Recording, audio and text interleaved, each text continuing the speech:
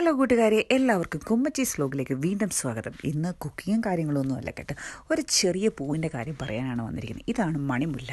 പേര് പോലെ തന്നെ വളരെ കുഞ്ഞു കുഞ്ഞു പൂക്കളാണിത്.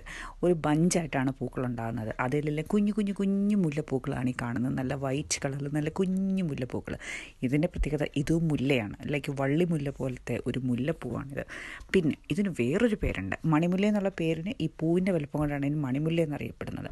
അതേപോലെ തന്നെ ഇതിന് നാഗവള്ളി മുല്ല എന്നും പേരുണ്ട്. അത് വേറൊന്നും കൊണ്ടല്ല, ഇതൊരു ചുവട് പിടിച്ചു കഴിഞ്ഞാൽ ഇത് വളരെ വല്ലാതെ അങ്ങ് പന്തലിക്കും. എന്തൊക്കെയാണെന്ന് പറഞ്ഞാലും ഇത് ഡിസംബർ മാസത്തിൽ മാത്രമേ പൂക്കുകയുള്ളൂ. പിന്നെ ഇത് ഡിസംബർ മാസത്തിൽ പൂത്താലോ അതും ഒരു 4 ദിവസം 5 ദിവസം ഈ പൂ പൂത്ത് നിൽക്കും. പിന്നെ അത് കഴിയുമ്പോൾ അതെല്ലാം കൊഴിഞ്ഞു പോകും. ഇപ്പം നമ്മുടെ വീട്ടിൽ ഒരു 2 ചുവട് മാത്രമേ ഉള്ളൂ. പിന്നെ ഇത് നമുക്ക് ഇപ്പം നമ്മുടെ ഇവിടുത്തെ നഴ്സറികളിലൊക്കെ അവൈലബിൾ ആണ്. ഈ കുഞ്ഞു പൂക്കളെ കാണുമെങ്കിൽ ഒരു തൈ ഇപ്പം വാങ്ങിച്ചു വെച്ചാൽ മതി. ഡിസംബർ നമുക്കിതിൻ്റെ പൂക്കളെ കാണാൻ സാധിക്കും.